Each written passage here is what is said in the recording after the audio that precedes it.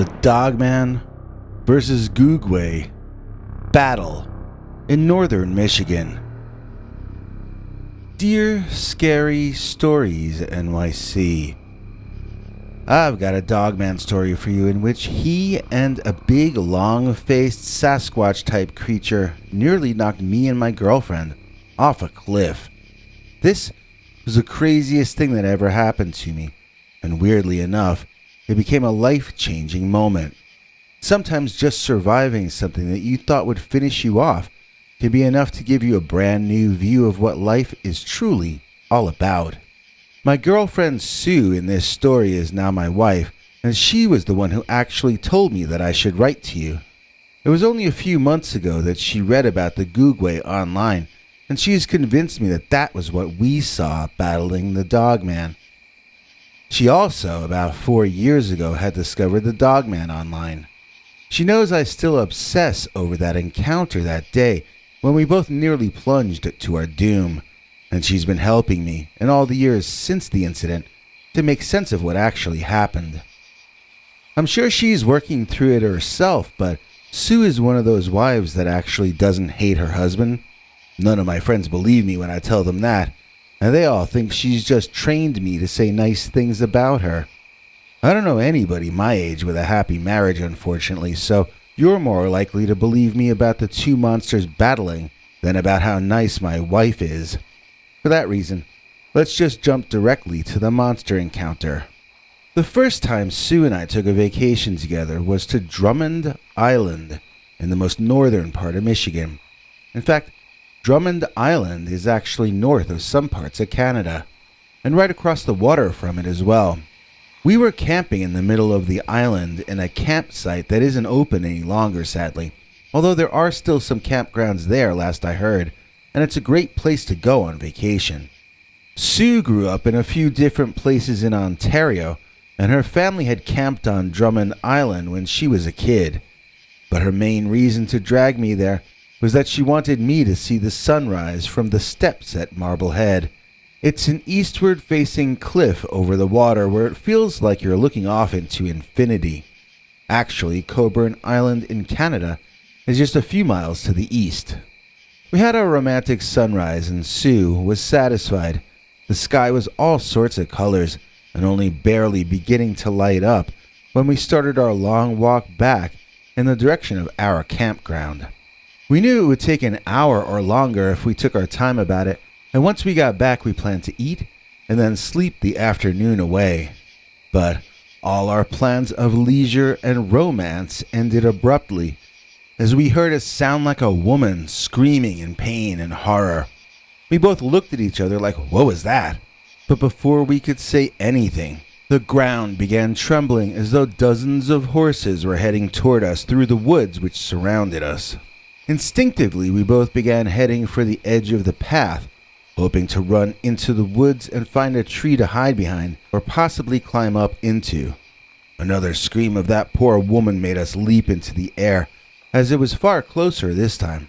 I've never heard a cry like that before. It was so terrible that I'd call it worse than a horror movie scream. She sounded like she was being torn apart, and the rumbling of the earth only increased as well. Sue and I learned in that moment that our instincts are not always the most spot on. As we ran toward the trees, we saw them shaking, and we stood still, confused. Were we in an earthquake? I didn't know what direction to move in, and neither did Sue. And then we saw the source of the rumbling. We saw what was causing the ground to shake. Pushing trees to either side, we witnessed the largest ape we'd ever seen barreling out of the woods in our direction. It screamed and sounded like a woman being murdered. This was the source of the entire disturbance. It wasn't an earthquake, and it wasn't a woman.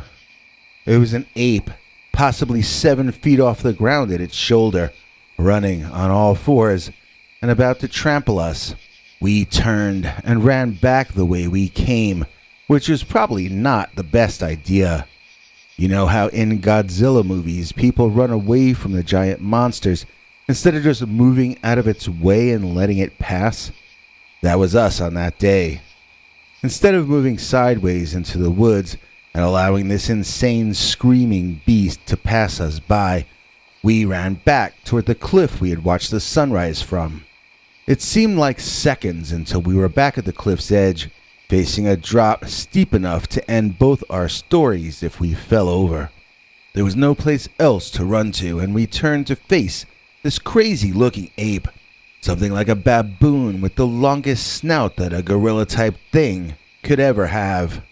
Its eyes looked absolutely insane, and poor Sue was crying. We both knew we were in trouble, and I looked around desperately, trying to find a way out.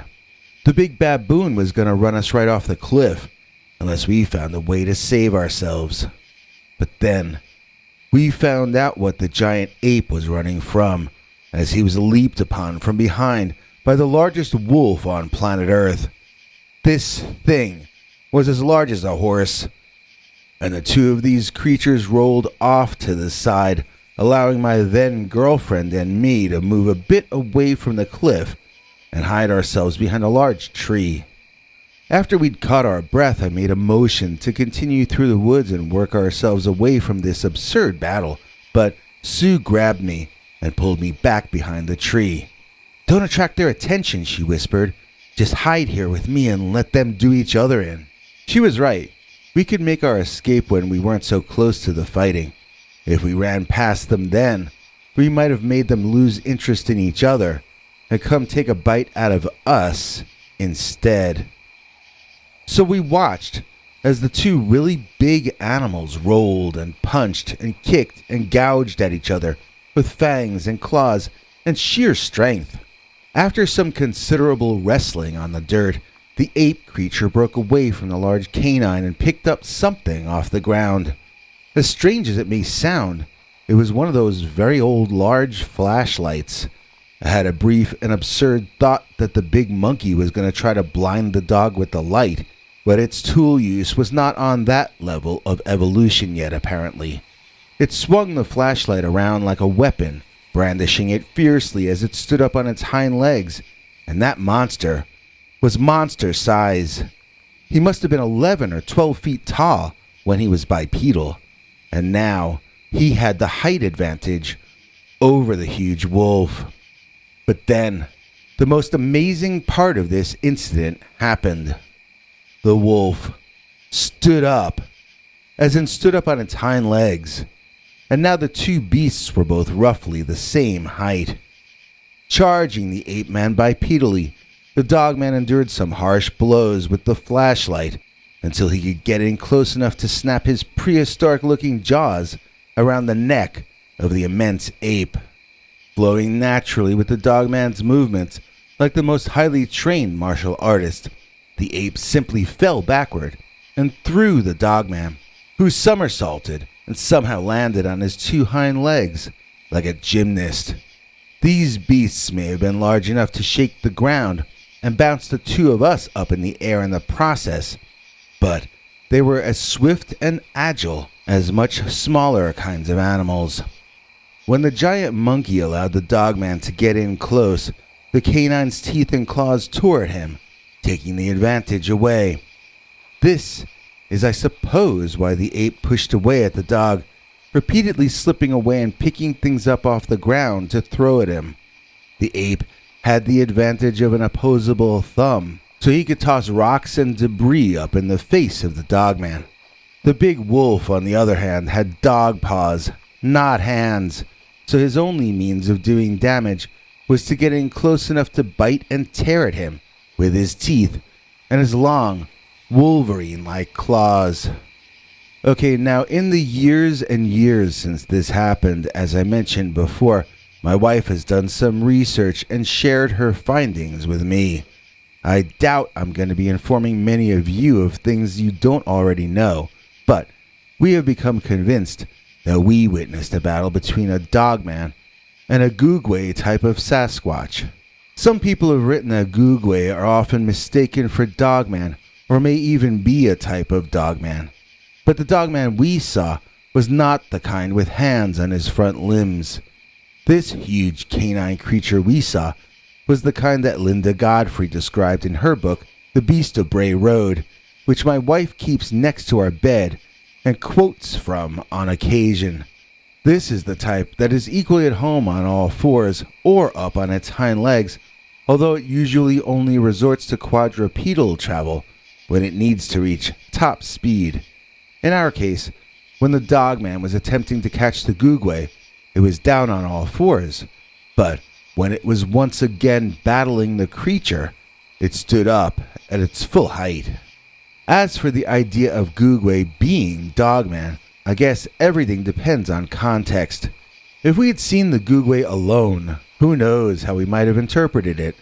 But as it was, standing right next to the upright walking canine, this creature looked like a big Sasquatch or Bigfoot. The legs were more like human legs, and the large feet, although not exactly like human feet, were certainly more human than canine. I don't recall it having hand-like feet the way many apes and monkeys do, so I don't believe that this was a tree-dwelling creature. Let's face it, that big boy would break most branches it attempted to alight on. I'm not good at judging the weight of animals by looking at them, but each of these creatures was as big as an adult bull or bison, and how much do those weigh? So, if what we saw was in fact a Gugwe, and we both feel strongly that it was, then a Gugwe must be a kind of a Bigfoot. The Dogman was purely canine.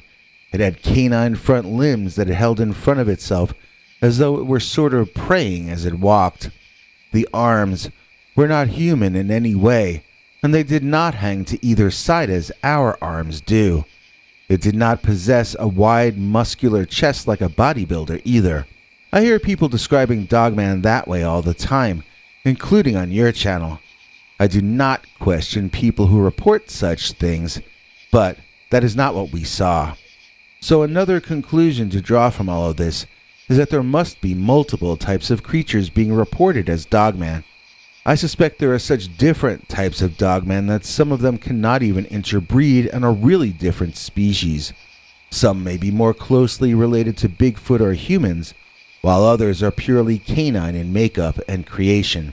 That was the kind we saw, and that was the kind that the big monkey was losing this battle to. And make no mistake, he was losing. The Dogman, although not any larger than the ape, was twice as fierce. He fought like it was the most important thing he'd ever done. When his teeth weren't snapping at the big monkey's softer parts, his claws were attempting to rip the giant ape open. He growled and whined and barked fiercely, a flurry of activity.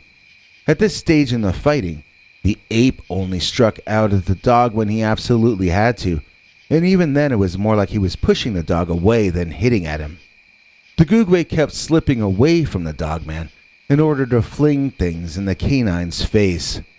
One time he flung a rock at him. Another time he scooped up some dirt and threw it in the dog's eyes to give him another chance to get away. Each time the long-snouted Sasquatch almost slipped away, the Dogman was on him in seconds, pulling him back into the ongoing savage skirmish. I never saw anything so brutal, and I grew up in Chicago. When the Dogman and the Gugwe fought on that night, they put the nastiest gangs in the worst neighborhoods to shame.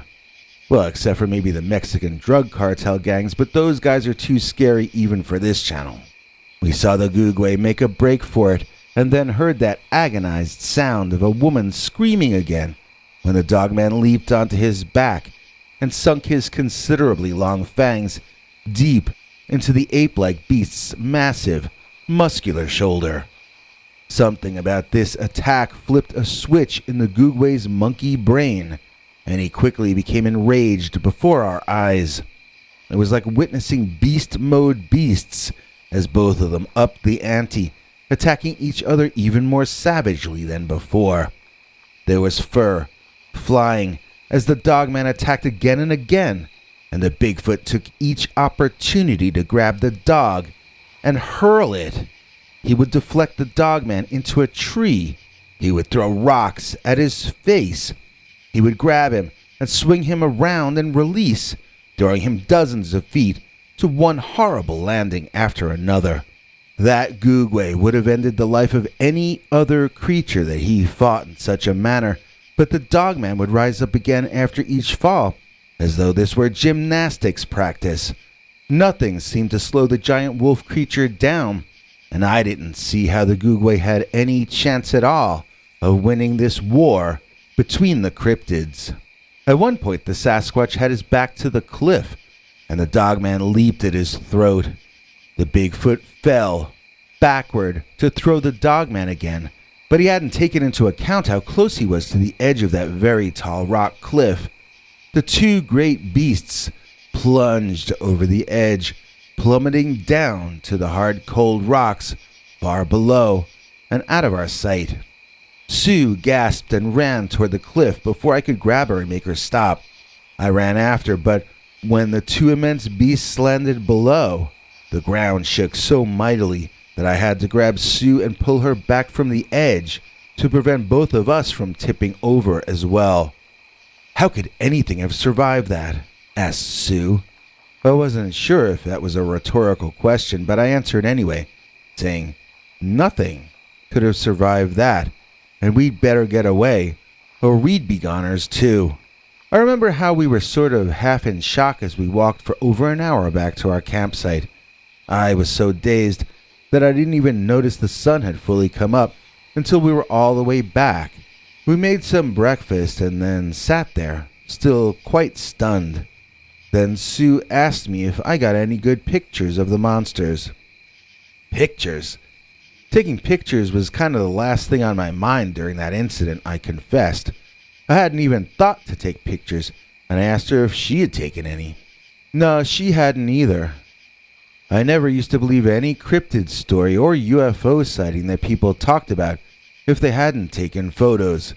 But that was because I had never actually had one of those experiences before. Now I know why it's so rare for anyone to get any evidence of one of these experiences. You're kind of more concerned with your own survival than you are with the idea of opening up your camera app and all that. It was humbling to realize how frightened I'd been. I was too scared to move, at points when it had been my job to protect my wife and myself from danger. I learned a lot about my limitations on that morning. So I started this off talking about how this incident changed me. That wasn't something I noticed myself, but Sue pointed it out to me. She says that before we almost lost our lives that early morning to the Dogman and the Gugwe, I was the kind of young man who felt he knew everything. I also felt, according to my better half at least, that I knew better than everyone else. I didn't accept this until she reminded me how I had laughed in the face of her Uncle Joe when he told us about his Bigfoot sighting years earlier. I had forgotten about all that, and it was quite embarrassing to be reminded of it. Her Uncle Joe and I became good friends after we had our cryptid incident, however. I had not ever consciously noticed that change, but Sue did. She says that these days I actually listen to people when they talk. I no longer finish other people's sentences for them, and I no longer assume I know more than they do. It may sound like I'm bragging, but actually, I find it much harder to brag than I did in my youth. When you have a humbling experience like Sue and I did, you realize how lucky you are to wake up each ensuing day. And those of us still lucky to wake up healthy have twice as much to be grateful for. It's not something you can just assume or expect, you know. You can't expect health, and you have to carefully protect and guard every chance you have at happiness. You have to make that happiness out of whatever you've got. In this case, that which did not kill us made Sue and me stronger, and I didn't even notice until she pointed it out that we're both much happier than we were in those bad old days. Things have never been the same since the day I almost didn't survive. The Dogman versus Gugwe battle in northern Michigan. James Tucker ain't a chicken plucker or an all-day sucker or a flatbed trucker because we think it's quite a shame that you don't all appreciate James. Please join us in thanking today's executive producer, James Tucker, for making this episode possible. In exchange, James gets to watch our secret, uncensored Dogman stories far too wild to ever tell on this channel. And you can see them too. All you gotta do is join our PayPal subscribers club at peterbernard.com, or else do what James Tucker, who isn't a flatbed trucker, did and click on that join link under this or any of our videos to become a Scary Stories channel member. And now, here's international TV spokes doggy Henry Lee Dogman to fill in the rest of the deets. Hank? Thanks for watching till the end. If you liked what you saw, please consider clicking like on the video or sharing it with your friends and family that you think might also be interested. If you would like to see more of our work, please consider subscribing and hitting that bell icon next to the subscribe button so that YouTube will alert you when we put out a new video. To become a channel member and gain access to our special perks, you can click that join link under each of our videos. Another option is to join our PayPal subscribers club at peterbernard.com. You can join for as little as 99 cents on YouTube or $1.50 at peterbernard.com, and that gains you access to our weekly secret uncensored episodes. If you'd like to see our 21 hours of archives of uncensored Dogman stories, then please join at the $3 level or above. To get to watch our shows in advance of the public, please join at our $10 level. That gets you all the perks. If you join our channel memberships, you need to check our community page here on YouTube in order to get the links to the secret videos and other perks. If you're in the PayPal subscribers club, Peter will email you all the news and links himself. Once joining the PayPal club, which is Peter's homemade club, please give him a chance to see that you've joined and to compose you a personal welcome email, as none of that is automated. But whichever you join, we'll name you an executive producer for the next available episode. Do you have a scary experience that you'd like to share with us? You can email us at scarystoriesnyc@gmail.com or call our Scary Stories voicemail hotline at 804-LA-SCARY. That's 804-537-2279. It's a Google voicemail box, so that means it keeps cutting off after every 3 minutes. If your story is longer than that, please keep calling back and we can piece it together on our end. Good night, and have a scary tomorrow.